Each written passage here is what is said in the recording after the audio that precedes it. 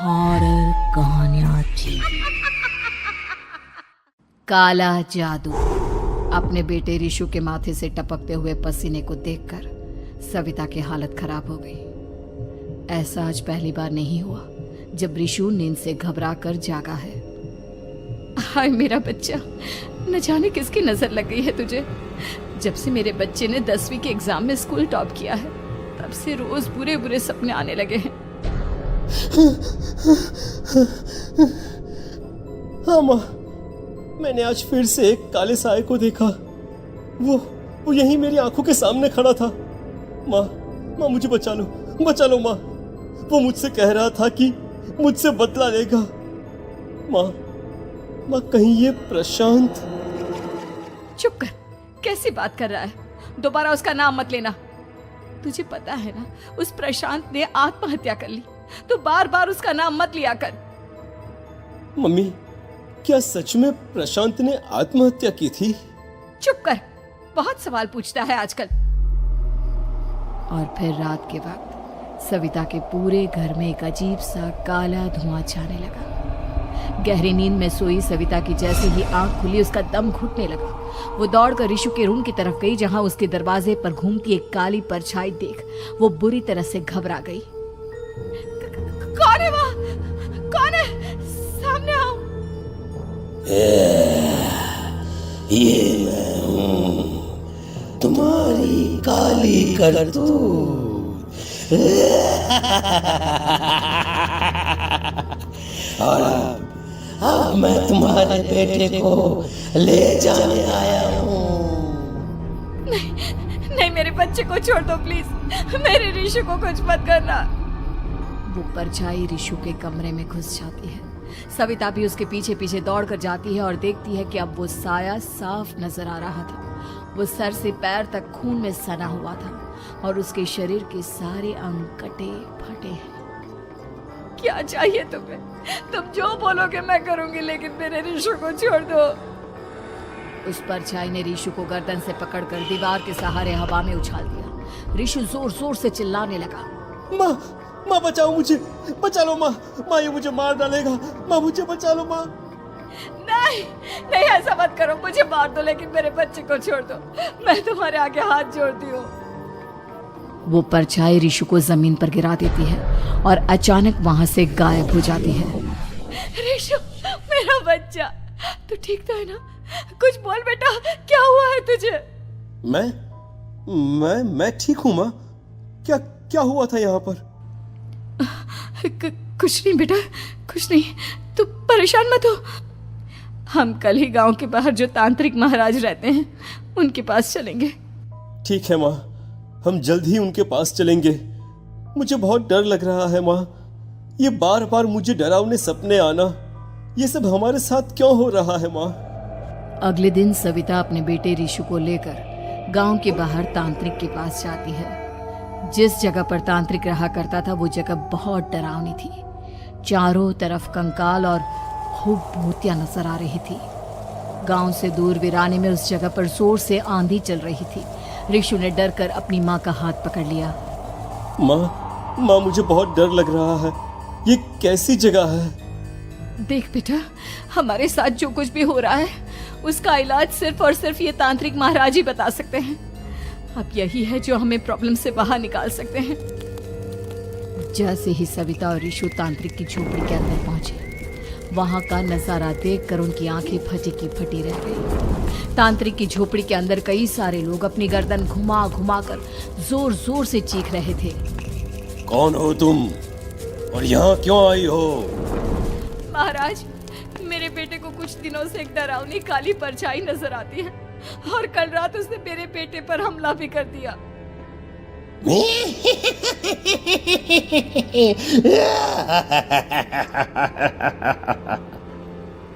Mummy हमें यहाँ से चलना चाहिए। ये जगह मुझे ठीक नहीं लगती। नहीं बेटा, ऐसा नहीं कहते। रुक जाओ, 2 मिनट के लिए रुक जाओ। क्या कहा? काली परछाई? तुम्हारे बेटे पर किसी काली परछाई ने हमला किया? हाँ महाराज, वो कह रही थी कि वो मेरे बेटे को कुछ कर देगी, कोई उपाय बताइए महाराज। मेरे बेटे के साथ कुछ गलत नहीं होना चाहिए। तुमने किसी दूसरे के साथ गलत किया है तो तुम्हारे साथ भी गलत होकर ही रहेगा। तुमने किसी की जान ली है, किसी को मार डाला है तुमने।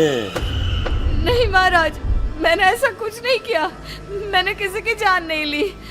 मुझे कोई उपाय बताइए।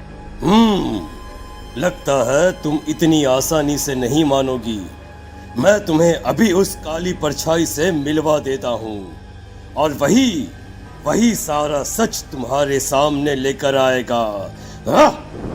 सविता और ऋषु ने डर के मारे अपनी आंखें बंद कर ली। तभी अचानक तांत्रिक की झोपड़ी में अजीबोगरीब आवाजें गूंजने लगी। सविता और ऋषु बुरी तरह से कांप रहे थे। आंखें खोलो और अपने सामने देखो। क्या यही है वो जिससे तुम कल रात को मिली थी? बताओ मुझे। हाँ, इसने कल रात मेरे बेटे के ऊपर हमला किया था।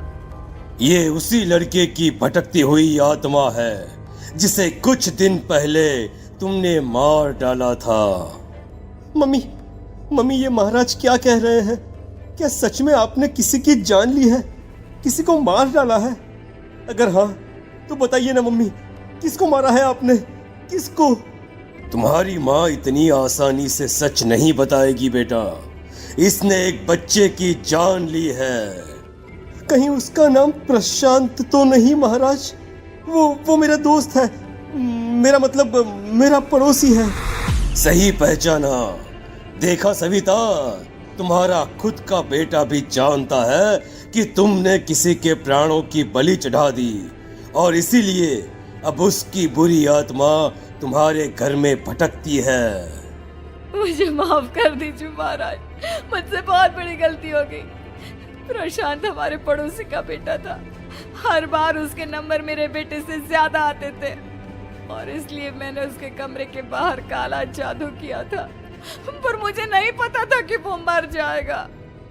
तुम्हारे उसी काले जादू वाली गुड़िया के अंदर एक बुरी आत्मा थी जिसने उस बच्चे के दिमाग पर बुरा असर कर दिया और उसी की वजह से उस लड़के ने अपनी बालकनी से कूदकर आत्महत्या कर ली।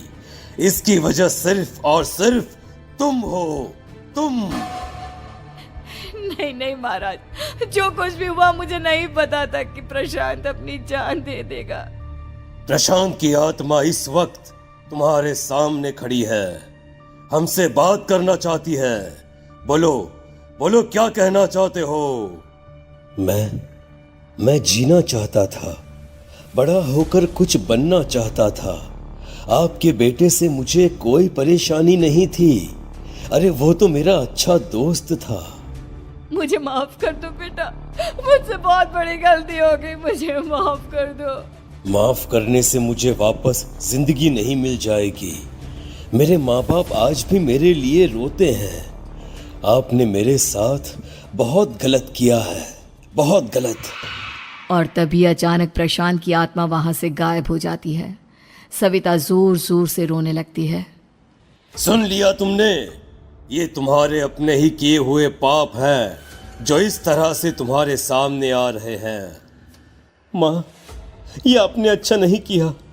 सिर्फ 10th बोर्ड के एग्जाम में मैं टॉप कर पाऊं, इसलिए आपने मेरे दोस्त के ऊपर काला जादू कर दिया। नहीं मम्मी, नहीं, अब हम कभी खुश नहीं रह पाएंगे, कभी नहीं। मेरे दोस्त की आत्मा को कभी शांति नहीं मिलेगी मम्मी, कभी नहीं। लेकिन मैंने जो कुछ भी किया सिर्फ तुम्हारे लिए किया। वो लड़का हमेशा फर्स्ट पोजीशन पर आ जाता था और इस वजह से हमेशा तुम्हारे मार्क्स कम पड़ते थे। मैंने तो सिर्फ उस पर एक छोटा सा काला जादू किया था बेटा। मुझे क्या पता था कि उसका ये नतीजा निकलेगा। जिस गुड़िया को तुमने उस लड़के के कमरे के दरवाजे पर लगाया था, दरअसल उसके अंदर एक बुरी आत्मा का प्रवेश हो गया था, जैसा कि अक्सर काला जादू करते समय हो जाता है। मुझे अपनी गलती का एहसास हो गया है। मैं प्रायश्चित करना चाहती हूँ। आप बताइए मैं क्या करूँ? प्रशांत के घर जाकर उस काली गुड़िया को वहां से निकालकर यहाँ लेकर आओ। मैं उसे आग में जलाकर राख कर दूंगा और उसके बाद प्रशांत की आत्मा को हमेशा के लिए मुक्ति मिल जाएगी। अगली रात सविता चुपचाप अपने पड़ोसी प्रशांत के घर जाती है। प्रशांत के माँ बाप प्रशांत की मौत के बाद उस घर को छोड़कर हमेशा के लिए वहां से चले गए थे। जैसे ही सविता उस घर के अंदर कदम रखती है, उसका सामना अजीबोगरीब हैवानियत से भरी आवाजों से होने लगता है। ऐसा लग रहा था जैसे कोई बुरी तरह से चीख रहा हो। सविता जैसे ही प्रशांत के कमरे के बाहर पहुंचती है, वहां पर लटकी हुई गुड़िया के शरीर से खून टपकने लगता है। ये क्या हो रहा है? इस गुड़िया के शरीर से खून क्यों टपक रहा है? सविता हिम्मत करते हुए उस गुड़िया को वहां से उतारने की कोशिश करती है, लेकिन तभी अचानक से बहुत भयानक दिखने वाली औरत उसकी आंखों के सामने आकर खड़ी हो जाती है। मैं यहाँ से कहीं नहीं जाऊंगी, और अगर तूने मुझे यहाँ से हटाने की कोशिश की तो मार डालूंगी मैं तुझे। नहीं नहीं, मुझे तुम्हें यहाँ से ले जाना ही होगा, नहीं तो मेरा बेटा, उसकी जान को खतरा है। मैं तुम्हें नहीं छोड़ सकती। अगर तुम्हारे अंदर हिम्मत है तो मुझे इस घर से बाहर ले जाकर दिखाओ। और ऐसा कहकर वो औरत सविता के ऊपर हमला कर देती है और उसे हवा में उछाल उछाल कर जमीन पर पटकती है। लेकिन तभी अचानक मौका देखकर सविता अपने हाथ में ली हुई सुई उसके हाथ में चुभो देती है। हाथ में सुई लगते ही वो औरत जमीन पर तड़पने लगती है। ये क्या किया तूने? ये क्या कर दिया? तुझे ऐसा नहीं करना चाहिए था।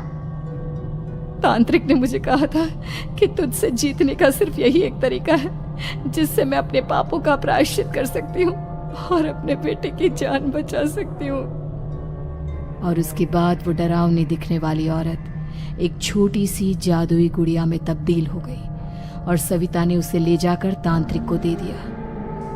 तांत्रिक ने जादुई गुड़िया को आग के हवाले कर दिया।